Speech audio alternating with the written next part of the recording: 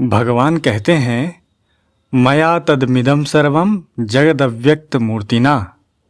यह सब संसार मेरे अव्यक्त स्वरूप से व्याप्त है। जिसकी आकृति होती है उसको मूर्ति कहते हैं और जिसकी कोई भी आकृति नहीं होती उसको अव्यक्त मूर्ति कहते हैं। जैसे भगवान अव्यक्त मूर्ति हैं, ऐसे ही साधक भी अव्यक्त मूर्ति होता है। अव्यक्तो अयम चिंत्यो अयम विकार्यो अयम उच्यते, गीता में कहा है। साधक शरीर नहीं होता। ऐसी बात ग्रंथों में आती नहीं, पर वास्तव में बात ऐसी ही है। साधक भाव शरीर होता है, वह योगी होता है, भोगी नहीं होता। भोग और योग का आपस में विरोध है। भोगी योगी नहीं होता और योगी भोगी नहीं होता। साधक कोई भी काम भोग बुद्धि अथवा सुख बुद्धि से नहीं करता, प्रत्युत योग बुद्धि से करता है। समता का नाम योग है। समत्वम योग उच्यते। समता भाव है, अतः साधक भाव शरीर होता है। स्थूल शरीर प्रतिक्षण बदलता है। ऐसा कोई क्षण नहीं है जिस क्षण में शरीर का परिवर्तन ना होता हो। परमात्मा की दो प्रकृतियां हैं। शरीर अपरा प्रकृति है और जीव परा प्रकृति है। परा प्रकृति अव्यक्त है और अपरा प्रकृति व्यक्त है। संपूर्ण प्राणी पहले अव्यक्त हैं, बीच में व्यक्त हैं और अंत में अव्यक्त हैं। स्वप्न आता है तो पहले जागृत है, बीच में स्वप्न है और अंत में जागृत है। जैसे मध्य में स्वप्न है, ऐसे ही संपूर्ण प्राणी मध्य में व्यक्त हैं। यह सिद्धांत है कि जो आदि और अंत में नहीं होता वह वर्तमान में भी नहीं होता। आदावन्ते च यन्नास्ति वर्तमानेऽपि तत्तथा। प्राणी आदि में और अंत में अव्यक्त हैं, अतः बीच में व्यक्त दिखते हुए भी वे वास्तव में अव्यक्त ही हैं। व्यक्त में दो व्यक्ति भी एक नहीं होते, पर अव्यक्त में सब के सब एक हो जाते हैं। अतः अव्यक्त में सबको परमात्मा की प्राप्ति हो सकती है। जो सबको प्राप्त हो सकता है वही परमात्मा होता है। जो किसी को प्राप्त होता है, किसी को प्राप्त नहीं होता, वह परमात्मा नहीं होता, प्रत्युत संसार होता है। इसलिए परमात्मा की प्राप्ति अव्यक्त को होती है और अव्यक्त में होती है। अव्यक्त ही साधक होता है, व्यक्त साधक नहीं होता। व्यक्त तो एक क्षण भी नहीं ठहरता। प्रतिक्षण परिणामिनो ही भावारिते चितिशक्तेः। चितिशक्ति यानी चेतन शक्ति को छोड़कर सभी भाव प्रतिक्षण परिणामी हैं, अर्थात एक क्षण भी स्थिर रहने वाले नहीं हैं। विचार करें, जब हमने माँ से जन्म लिया था उस समय हमारे शरीर का क्या रूप था और आज क्या रूप है। विचार करने पर यह मानना ही पड़ेगा कि शरीर संसार प्रतिक्षण बदलते हैं। बदलने के पुंज का नाम ही संसार है। जो बदलता है वह साधक कैसे हो सकता है? साधक वही होता है जो बदलता नहीं। साधक को सिद्धि होती है तो शरीर सिद्ध नहीं होता, सिद्ध तो अशरीरी होता है। इसलिए साधक को सबसे पहले यह बात मान लेनी चाहिए कि शरीर मेरा स्वरूप नहीं है, चाहे समझ में आए या ना आए। ज्ञान मार्ग में पहले साधक समझता है, फिर वह मान लेता है। भक्ति मार्ग में पहले मानता है, फिर समझ लेता है। तात्पर्य है कि ज्ञान में विवेक मुख्य है और भक्ति में श्रद्धा विश्वास। ज्ञान मार्ग और भक्ति मार्ग में यही फर्क है। दोनों मार्गों में एक एक विलक्षणता है। ज्ञान मार्ग वाला साधक तो आरंभ से ही ब्रह्म हो जाता है, ब्रह्म से नीचे उतरता ही नहीं। पर भक्त सिद्ध हो जाने पर, परमात्मा की प्राप्ति हो जाने पर भी ब्रह्म नहीं होता, प्रत्युत ब्रह्म ही उसके वश में हो जाता है। गोस्वामी महाराज ने सब ग्रंथ लिखने के बाद अंत में विनय पत्रिका की रचना की। उसमें वे छोटे बच्चे की तरह सीता माँ से कहते हैं कि सिद्ध भगवत प्राप्त होने पर भी भक्त अपने को सदा छोटा ही समझते हैं। वास्तविक दृष्टि से देखा जाए तो ऐसे भक्त ही वास्तव में ज्ञानी हैं। गीता में भी भगवान ने गुणातीत महापुरुष को ज्ञानी नहीं कहा, प्रत्युत अपने भक्त को ही ज्ञानी कहा है। भगवान ने ज्ञान मार्गी को सर्वविद भी नहीं कहा, प्रत्युत भक्त को ही सर्वविद कहा है। स सर्वविद भजति माम सर्वभावेन भारत। गोस्वामी जी महाराज ने कहा है, प्रेम भगति जल बिनु रघुराई, अभियंतर मल कबहु न जाई। भक्ति के बिना भीतर का सूक्ष्म मल मिटता नहीं। वह मल मुक्ति में तो बाधक नहीं होता, पर दार्शनिकों और उनके दर्शनों में मतभेद पैदा करता है। जब वह सूक्ष्म मल मिट जाता है तब मतभेद नहीं रहता। इसलिए भक्त ही वास्तविक ज्ञानी है। शरीर हमारा स्वरूप नहीं है। शरीर पृथ्वी पर ही बनता है, पृथ्वी पर ही घूमता फिरता है और मरकर पृथ्वी में ही लीन हो जाता है। इसकी 3 गतियां बताई गई हैं। या तो इसकी भस्म हो जाएगी, या मिट्टी हो जाएगी, या विष्ठा हो जाएगी। इसको जला देंगे तो भस्म हो जाएगी, पृथ्वी में गाड़ देंगे तो मिट्टी बन जाएगी, और जानवर खा लेंगे तो विष्ठा बन जाएगी। इसलिए शरीर की मुख्यता नहीं है, प्रत्युत अव्यक्त स्वरूप की मुख्यता है। भूमा अचल शाश्वत अमल सम ठोस है तू सर्वदा, यह देह है पोला घड़ा बनता बिगड़ता है सदा। इसलिए वास्तव में साधक अव्यक्त होकर भी भगवान का भजन करते हैं। एक 5 भौतिक शरीर होता है और एक अव्यक्त भाव शरीर होता है। भजन ध्यान वास्तव में भाव शरीर से ही होता है। भजन नाम प्रेम का है। पन्न गारी सुन प्रेम सम, भजन न दूसर आन। प्रेम भाव शरीर से ही होता है। अतः वास्तव में अव्यक्त मूर्ति ही भगवान में प्रेम करता है, भगवान का भजन करता है, भगवान में तल्लीन होता है। उसी को भगवान मीठे लगते हैं, भगवान की बात अच्छी लगती है, भगवान की लीला अच्छी लगती है, भगवान का नाम अच्छा लगता है। भगवान ने कहा है कि यह जीव अनादिकाल से मेरा ही अंश है। ममैवांशो जीवलोके जीवभूतः सनातनः। यहाँ मम एव अंशः कहने का तात्पर्य है कि जैसे शरीर में माता पिता दोनों का अंश है, ऐसे जीव में प्रकृति का अंश नहीं है, प्रत्युत केवल मेरा ही अंश है।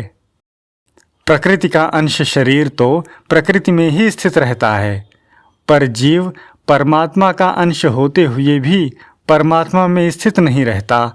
वह अपने आप को संसार में स्थित मानता है, भगवान में स्थित नहीं मानता। वह प्रकृति में स्थित शरीर इंद्रियां मन बुद्धि को अपना स्वरूप मान लेता है। मनः षष्ठानि इंद्रियाणि प्रकृति स्थानि कर्षति। इसलिए मैं शरीर से रहित हूँ, यह बात उसकी समझ में नहीं आती। मनुष्य की सबसे बड़ी कोई भूल है तो यही है कि वह प्रतिक्षण बदलने वाले शरीर को अपना स्थायी रूप मान लेता है। भगवान ने गीता के आरंभ में शरीर और शरीरी का वर्णन किया है, जिसका तात्पर्य साधक मात्र को यह बताना है कि तुम शरीर नहीं हो। वास्तव में साधक न शरीर है और न शरीरी ही है। साधक का स्वरूप सत्ता मात्र है, पर समझाने की दृष्टि से भगवान ने स्वरूप को शरीरी नाम से कहा है। कारण कि संसार में जैसे धन के संबंध से मनुष्य धनी कहलाता है, ऐसे ही शरीर के संबंध से स्वरूप शरीरी कहलाता है। जैसे धन का संबंध न रहने पर धनी तो रहता है, पर उसका नाम धनी नहीं रहता, ऐसे ही शरीर का संबंध न रहने पर शरीरी तो रहता है, पर उसका नाम शरीरी नहीं रहता। इसी तरह एक ही स्वरूप क्षेत्र के संबंध से क्षेत्रज्ञ, दृश्य के संबंध से दृष्टा और साक्ष्य के संबंध से साक्षी कहलाता है। पर वास्तव में स्वरूप न शरीर है, न शरीरी है, न क्षेत्र है, न क्षेत्रज्ञ है, न दृश्य है, न दृष्टा है, न साक्ष्य है, न साक्षी है, प्रत्युत चिन्मय सत्ता मात्र है। यहाँ एक बात विशेष समझने की है कि जैसे धन के कारण धनी है, ऐसे शरीर के कारण शरीरी नहीं है। कारण कि जैसे धन और धनी दोनों एक जाति के हैं, ऐसे शरीर और शरीरी दोनों एक जाति के नहीं हैं। जैसे धनी का धन में आकर्षण होता है, ऐसे शरीरी का शरीर में कभी आकर्षण नहीं होता, प्रत्युत आकर्षण की मान्यता होती है। धनी में तो धन की मुख्यता है, पर शरीरी में शरीर की मुख्यता है ही नहीं। धन के विकार तो धनी में आते हैं, पर शरीर के विकार शरीरी में कभी नहीं आते। इसलिए धन से संबंध विच्छेद होने पर धनी रोता है, पर शरीर से संबंध विच्छेद होने पर शरीरी अखंड अपार असीम आनंद का अनुभव करता है। धन और धनी के विवेक से मुक्ति नहीं होती, पर शरीर और शरीरी के विवेक से मुक्ति हो जाती है। इसलिए धन के संबंध विच्छेद से धनी मुक्त नहीं होता, प्रत्युत निर्धन अथवा विरक्त हो जाता है, पर शरीर के संबंध विच्छेद से शरीरी सदा के लिए मुक्त हो जाता है। कारण कि शरीर संसार का बीज है, अतः जिसका शरीर के साथ संबंध है उसका संसार मात्र के साथ संबंध है। शरीर से संबंध विच्छेद होने पर संसार मात्र से संबंध विच्छेद हो जाता है। संसार में हमें दो चीजें दिखती हैं, पदार्थ और क्रिया। ये दोनों ही प्रकृति का कार्य हैं। साधारण दृष्टि से हम लोगों को संसार में पदार्थ प्रधान दिखता है, पर वास्तव में क्रिया प्रधान है, पदार्थ प्रधान नहीं है। पदार्थ में हरदम परिवर्तन ही परिवर्तन होता है, तो फिर क्रिया ही हुई, पदार्थ कहाँ हुआ। क्रिया का पुंज ही पदार्थ रूप से दिखता है, वह क्रिया भी बदलने वाली है। ये क्रिया और पदार्थ प्रकृति का स्वरूप हैं, हमारा स्वरूप नहीं है। हमारा स्वरूप क्रिया और पदार्थ से रहित अव्यक्त है। जैसे हम मकान में बैठे हुए हैं तो मकान अलग है, हम अलग हैं, इसलिए हम मकान को छोड़कर चले जाते हैं। ऐसे ही हम शरीर में बैठे हुए हैं, शरीर यहीं पड़ा रहता है, हम चले जाते हैं। मकान पीछे रहता है, हम अलग हो जाते हैं, तो वास्तव में हम पहले से ही उससे अलग हैं।